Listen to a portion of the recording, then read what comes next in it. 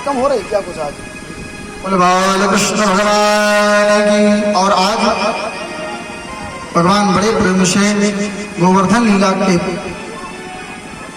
के द्वारा मेरे प्रभु अपने भक्तों की रक्षा करते हैं और एक संदेश देते हैं कि हर पूजा के मूल में मैं ही हूँ। हर पूजा, किसी की भी पूजा करो, लेकिन मूल वो पूजा भगवान नारायण की होती। जैसे सभी नदियां समुद्र में जाकर के मिल जाती हैं, ठीक उसी प्रकार से किसी भी देवता की पूजा करो, लेकिन वो मेरे गोविंद मेरे कृष्ण की ही पूजा है। और इसी गोवर्धन पूजन के द्वारा प्रभु ने प्रकृति की पूजा करने का भी संदेश दिया। वृक्षों की, पौधों की, पर्वतों की, अगर प्रकृति की रक्षा करेंगे, प्रकृति की पूजा करेंगे, ये प्रकृति समय समय पर सारी चीजें हमें प्रदान करती रहेगी। भगवान की जय। आज एक बार की बात है, नारद जी आज हल्दी और चावल लेकर क्या पहुंच गए कहां?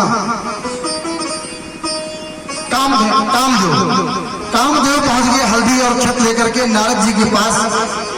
और नारद जी से कहने लगा, नारद जी सुनो, क्या है कामदेव? बोले ये हल्दी और चावल है। हाँ तो बोले इससे हमारा टीका कर दो। टीका? हाँ क्यों? टीका तो तब किया जाता है ना जब हम किसी विशेष कार्य को कर रहे हो या कोई विशेष स्थान सम्मान हमने प्राप्त किया हो। आप किसी शुभ कार्य के लिए जा रहे हो, क्यों तुम्हारा टीका कर देंगे? बोले टीका हमारा इसलिए करो क्योंकि हमने सारे विश्व को जीत लिया है। हाँ केसरी जी, ऐसा बोल विश्व में कोई नहीं है जिसको हमने परास्त ना किया हो। हाँ? बोले नारद जी यहां तक कि आपको भी हमने काम के प्रभाव में कर दिया था, वो तो हरि की कृपा हो गई, सो आप बच गए। हाँ अच्छा? बोले हाँ। बोले एक कार्य करो, भगवान नारद जी कहते हैं किससे? कामदेव से। बोले एक काम करो ना कामदेव। क्या? बोले हमारे टीका करने से कुछ नहीं होगा। फिर अगर आपको टीका ही करवाना है तो सुनो, वृंदावन में जाना, वहां नंद के पुत्र से, नाम कृष्ण है, अगर वो तुम्हारा टीका कर देंगे तो निश्चित तुमको सभी लोग विजेता घोषित कर देंगे। अच्छा? हाँ। अरे भाई जिसकी सजा तो राष्ट्रपति माफ कर दे, उसकी सजा भी सभी जगह से माफ हो जाती है। बोले ठीक है। और ये कामदेव दौड़ा दौड़ा वृंदावन आ गया, भगवान गोचारण की लीला कर रहे हैं। मौका पाकर के भगवान के पास गया और भगवान के पास जाकर के कहता है, क्यों कन्हैया आप ही हो? भगवान कहते क्यों बताओ? बोले ये हल्दी चावल लो, हमारा टीका कर दो। भगवान कहते हैं क्यों टीका कर दे?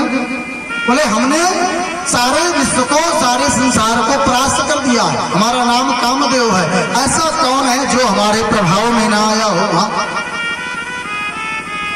तो भगवान कहते हैं कामदेव संसार में ऐसे ही कुछ लोग हैं जो तुम्हारे प्रभाव में नहीं आए। तो बोले वो वैरागी और जति ही हैं, बाकी जितने गृहस्थ धर्म के हैं सबको हमने और आज जैसे इतना कहा है तो भगवान कहते हैं देखो कामदेव अपनी हार ऐसे नहीं मान लेनी चाहिए। अपनी हार जो ऐसे मान लेते हैं वो कायर होते हैं। भले ही सामने वाले से हार जाओ लेकिन युद्ध तो करो। तो कामदेव कहता है प्रभु युद्ध कर लो। युद्ध करने में हम कौन पीछे हैं? अच्छा? बोले हाँ कोई बात नहीं। परीक्षित जी भगवान कहते हैं कामदेव से, बोले युद्ध दो प्रकार के होते हैं। कितने प्रकार के? बोलो। दो प्रकार के। एक प्रथम प्रकार का युद्ध होता है क्या? बोले प्रथम प्रकार का युद्ध होता है, बोले एक मनुष्य हो, एक पुरुष हो और उसके आसपास बहुत सुंदर स्त्रियां बैठी हो और फिर तुम उस पर बाण चलाओ और अगर उसका मन प्रभावित हो जाए तो वो हार जाएगा। यानी एक मैदानी युद्ध जिसमें आमने सामने की सेना हो और दोनों तरफ से आड़ बाण चलाए जाए और जो बाणों से ग्रसित हो जाएगा वो युद्ध हार जाएगा। अच्छा, और दूसरा युद्ध, बोले दूसरा युद्ध होता है किले बंदी। चारों तरफ से किले को घेर लो, जाकर के राजा को मार दो, राजा मर जाएगा, स्वतः युद्ध अपने आप विजयी हो जाएगा। अच्छा, बोले हाँ ठीक है, कौन सा युद्ध करना है? बोले कामदेव कहता, बोले प्रभु सुनो, मैदानी युद्ध ज्यादा अच्छा है। हाँ, बोले भगवान ने कहा ठीक है, लेकिन कामदेव कहता है सुनो प्रभु क्या? बोले आप तो अमना हो। क्या हो? आमना, यानी भगवान के मन नहीं है। क्या नहीं है? मन। कामदेव के बाण कहाँ प्रभावित होते हैं? मन में। हाँ, मन में कामदेव अपने बाणों को चलाता है और जिसके मन ही ना हो तो वो बाण कहाँ लगेंगे? वो बाण कोई प्रभाव नहीं कर पाएंगे। तो प्रभु सुनो, क्या आपको मन धारण करना पड़ेगा? भगवान ने कहा ठीक है केसरी जी, हम मन भी धारण कर लेंगे। और भगवान कहते हैं नारद, कामदेव एक बात सुनो। क्या? अरे पहले कोई शर्त तो रखो। अगर हारने वाले को जीतने वाले को हारने वाले से क्या मिलेगा? तो कामदेव कहते हैं बोले प्रभु जो युद्ध में हार जाए वो उसका पुत्र बन करके आ जाए। जो युद्ध में हार जाए वो उसका पुत्र बन करके आ जाए। भगवान कहते हैं ठीक है, ये शर्त स्वीकार है हम। और क्या किया? आज महाराज वो समय आया। कौन सा समय? जिस समय में भगवान का जीव से मिलन होने वाला है, जिस समय को भगवान ने सभी गोपियों को आवाहित किया था, आज वो समय आया है। और मित्रों, भगवान के पास में दो प्रकार की बंसी है। कितने प्रकार की? दो प्रकार की बंसी। एक आकर्षणी बंसी है और एक सम्मोहिनी बंसी है।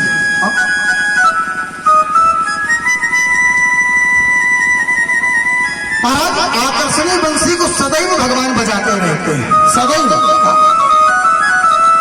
लेकिन आज मेरे गोविंद ने सम्मोहिनी बंसी को बजाया है। और जैसे ही सम्मोहिनी बंसी को बजाया है वो रात्रि कैसी है? श्री शुक्राचार्य जी महाराज कहते हैं राजा परीक्षित से, परीक्षित सुनो क्या? भगवान पिता रात्रि सर्वे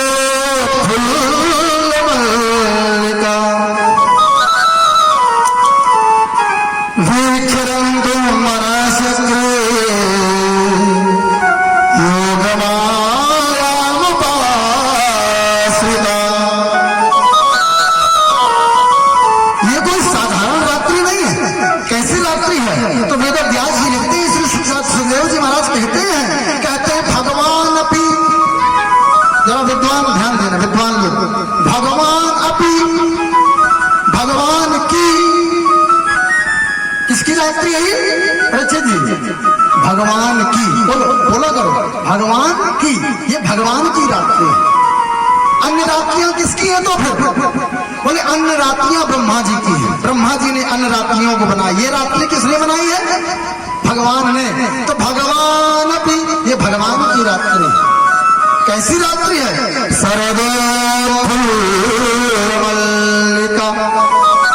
आज शरद पूर्णिमा के अवसर पर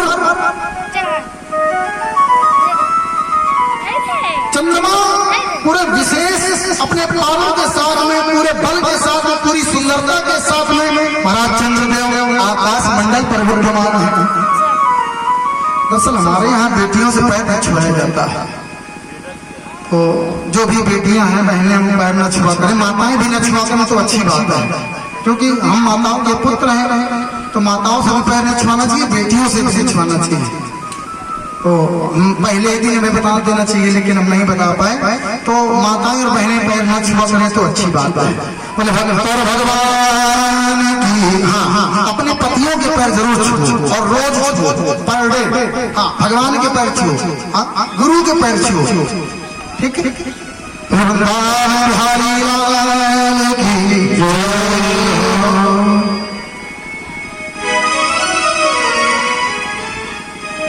परीक्षित जी,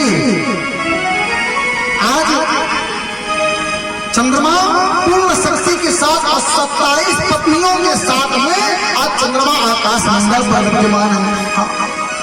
अच्छा, बोले वाह, कैसी रात में ये शरद पूर्णिमा की रात्रि है और सरदो फुल्लमल्लिका। आज यमुना के पावन पुलिन पर भगवान भीक्षुरंतुम मनः चक्रे, अंतुम मनः चक्रे, मन चक्र को भगवान ने धारण किया हुआ है। लेकिन ये मनः चक्र में योग माया उस मन में योग माया ने भी अपना स्थान बनाया हुआ है। योग माया उपासिता, यानी योग माया भी भगवान के मन में स्थान बनाए हुए है। अच्छा, और वो प्रकृति कैसी उस दिन की तो बताया है। बोले सुनो, तदो राजा तदो